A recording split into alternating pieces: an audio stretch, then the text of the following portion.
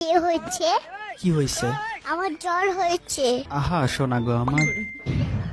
Doctor বলেছে বেশি বেশি আইসক্রিম খেতে হবে। আরে এটা কেমন কথা? জ্বর হলে আইসক্রিম খেলে তো সেটা বেড়ে যাবে। না মানে এটা তো সবাই জানে, আইসক্রিম খেলে জ্বর বেড়ে যায়। ডাক্তার হচ্ছে বেশি বুঝো তুমি আন্দাজে ফাল ছেলে কাটাকার কিছু বুঝে দেয় বুঝে না ওরা এখানে পাও ঢুকে দেয় টাকলা ওরা এখান থেকে তুমি জানো না কাঁটা তুলতে হয়। আরে কাঁটা তুলতে না, কাঁটা দিয়ে কাঁটা তুলতে হয় হবে।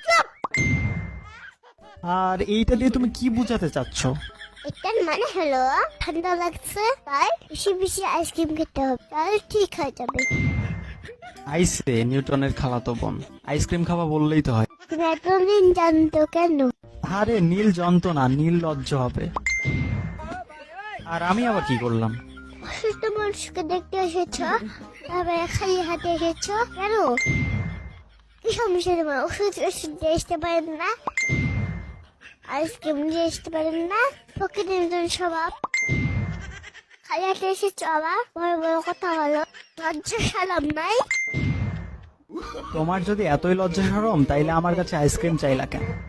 তোমার কাজ খামে মাঠ করে ফেলবো। আরে ওইটা মারার না, মার্ডার হবে।